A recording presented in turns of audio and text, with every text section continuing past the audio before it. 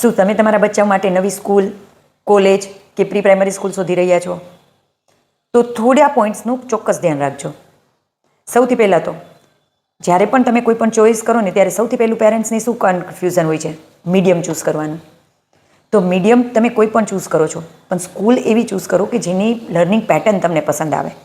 કારણ કે સિલેબસ બધી જગ્યાએ સેમ હોય છે, but what is the different between two school? It's a method, કે કઈ રીતે તમારા બચ્ચાઓને ત્યાં ભણાવવામાં આવશે, કઈ રીતે ત્યાંનું એન્વાયરમેન્ટ પોઝિટિવ હશે કે જેથી બચ્ચાઓ આપોઆપ બધું શીખી લે.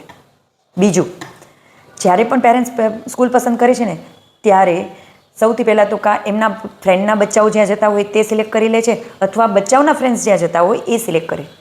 તો તેની જગ્યાએ તમે એવું પસંદ કરો કે તમારા બચ્ચાઓને શું ગમે છે. એ સ્પોર્ટ્સમાં સારું છે, એકેડેમિકમાં સારું છે, કે કોઈ બીજી એક્ટિવિટીઝમાં સારું છે કે જે એને ત્યાં બેસ્ટ ઓપોર્ચ્યુનિટી મળે.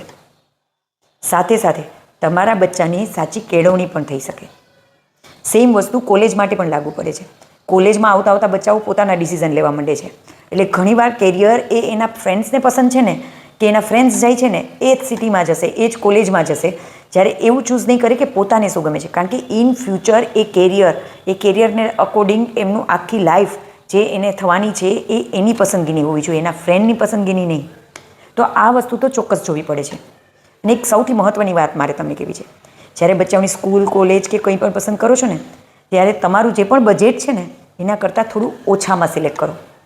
એ તમને ફ્યુચરમાં એનો ફાયદો ચોક્કસ દેખાશે. કારણ કે બચ્ચાઓ તેની સાથે પોતાની કમ્પેરિઝન જ્યારે કરે છે ને ત્યારે તમારા માટે ઘણા થેન્કફુલ હશે.